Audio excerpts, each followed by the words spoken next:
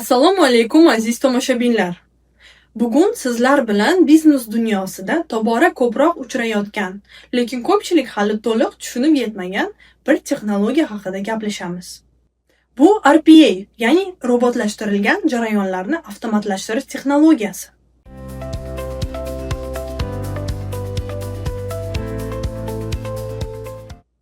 Oddiy qilib aytganda, RPA bu sizning xodimlaringiz har kuni bajaradigan ko'plab zerikarli va takrorlanuvchi vazifalarni dasturiy robotlarga topshirish imkonini beradi. Masalan, bir fayldan boshqasiga ma'lumot ko'chirish, Excel jadvallariga yuzlab raqamlarni yozish, mijozlarga "Rahmat, so'rovingiz qabul qilindi" degan avtomatik javob yuborish yoki buyurtmani tizimga qo'shib qo'yish. Bu ishlarni inson qilsa ko'p vaqt ketadi. Ko'pincha diqqat tarqoq bo'ladi va xatolar yuz berishi mumkin. RPA esa bu jarayonlarni tez, aniq va uzluksiz bajarib beradi.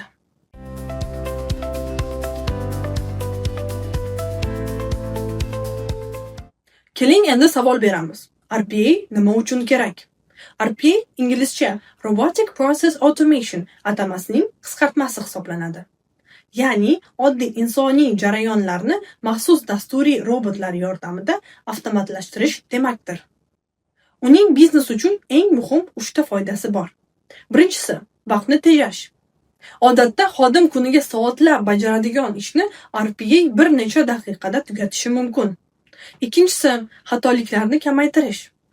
Chunki inson charchaydi, adashadi yoki diqqatni yo'qotadi. Robot esa doim bir xil aniq natijani qaytaradi. Uchinchisi, xodimlarni yanada muhimroq ishlarga yo'naltirish. Takroriy va zerikarli jarayonlarni robotlar bajaradi. Xodimlar esa ijodiy, strategik yoki bevosita mijoz bilan ishlash kabi qimmatli vazifalarga vaqt ajratadi. Shu sababli RPA ni insonni almashtiradigan texnologiya sifatida emas, balki insonning imkoniyatlarini kengaytiradigan yordamchi vosita sifatida ko'rish kerak.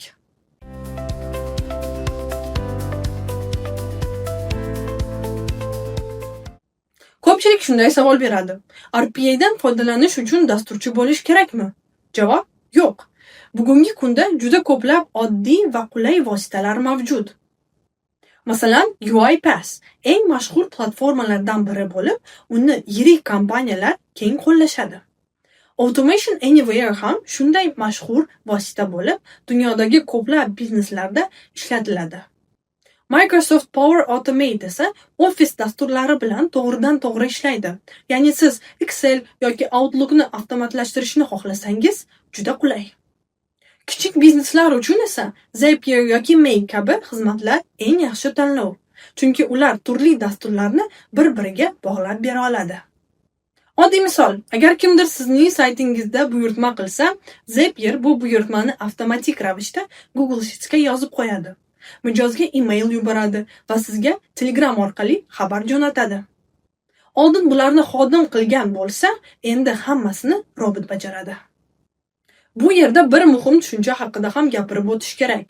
Bu API. API deganda Application Programming Interface tushunadi. Ya'ni dasturlar o'zaro bir-biri bilan gaplashadigan til. Masalan, siz onlayn do'kon orqali to'lov qilganingizda sayt PayMe yoki Click API'si orqali to'lov xizmatini ulaydi. Yoki siz Google Maps'dan joylashuvni ko'rsangiz, boshqa ilova shu API orqali xaritadan foydalana oladi. RPA esa API mavjud bo'lmagan joyda ham ishlay oladi. Masalan, siz qo'lda tugmani bossangiz, faylni papkaga ko'chirsangiz yoki jadvalga yozsangiz. RPA xuddi shu insoniy harakatlarni dasturiy shaklda takrorlaydi. Demak, API bo'lsa, jarayon tezroq va toza ishlaydi. Lekin API bo'lmagan joyda ham RPA yordam beradi. Lekin eng samarali natija ikkalasini birgalikda qo'llaganda chiqadi.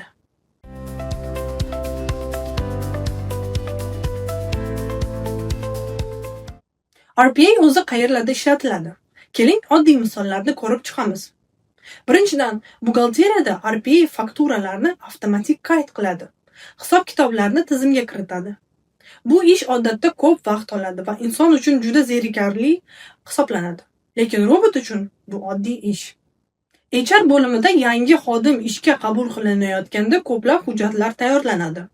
RPA bu hujjatlarni avtomatik yaratadi va tizimga joylaydi. Marketing sohasida esa email kampaniyalarni rejalashtirish, ijtimoiy tarmoqlarda postlarni avtomatik joylash uchun. Siz bir marta so'zlaysiz, RPA esa vaqtida postni joylaydi yoki mijozlaringizga email yuboradi. Savdoda esa buyurtmalarni qayd qilish, yetkazib berish jarayonini kuzatish ham RPA zimmasida bo'lishi mumkin. Xizmat ko'rsatishda esa mijozlarga kelgan so'rovlarni avtomatik saralash va kerakli bo'limga yuborish juda qulay.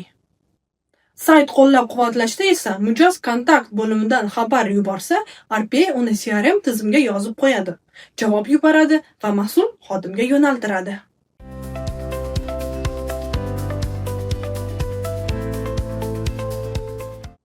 Endi yirik kompaniyalar tajribasiga qaraymiz.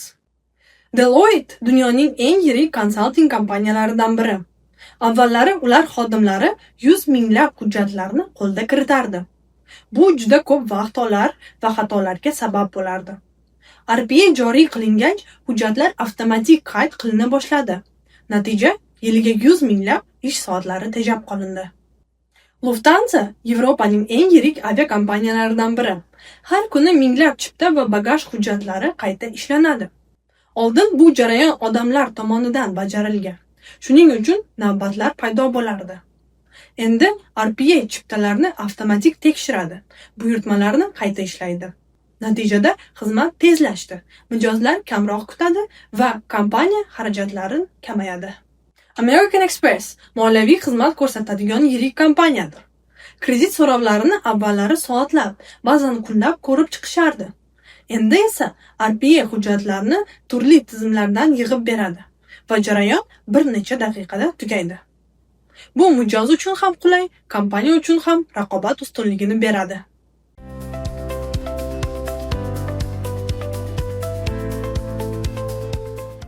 Endi kichik biznes misolini ko'rib chiqaylik. Tasavvur qiling, siz Toshkentda kichik IT studiyasini yuritasiz. Har kuni 10-15 ta yangi so'rov keladi. Kimdir narx so'raydi, kimdir saytida muammo borligini yozadi. Kimdir yangi loyiha boshlashni xohlaydi. Avvallari siz yoki xodimingiz bularni qo'lda tekshirardingiz, email yozardingiz, javob yuborardingiz. Bu vaqt olar edi va ko'pincha javob kechikardi. Endi esa RPA yordamida hammasi avtomatlashtiriladi.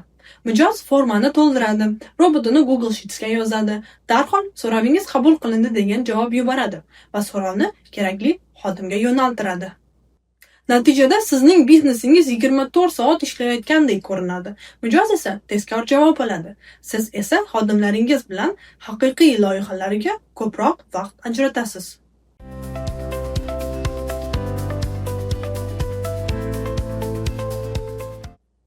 RPA'ni o'rganish ham qiyin emas. UiPath Academy bepul kurslar taklif qiladi. Coursera va Udemy platformalarida RPA for Beginners kabi o'quv dasturlarini topasiz. Zapier yoki Make esa oddiy foydalanuvchilar uchun qo'llanmalar beradi. Boshlash uchun katta loyiha shart emas. Avval kichik vazifani tanlang. Masalan, email yuborishni avtomatlashtiring yoki Excel jadvalini yangilashni. Keyin asta-sekin murakkab jarayonlarga o'tasiz.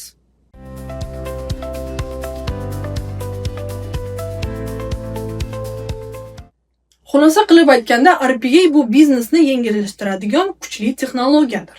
U vaqtni tejaydi, xatoliklarni kamaytiradi va xodimlarga ijodiy ishlarga ko'proq. Agar API mavjud bo'lsa, jarayonlar yanada tez va toza ishlaydi. Agar API bo'lmasa ham RPA yordam beradi. Eng yaxshi natija esa ikkalasini birlashtirganda chiqadi. Savol shuki, sizning biznesingiz ham robotlashtirilgan jarayonlardan foydalanishga tayyormi?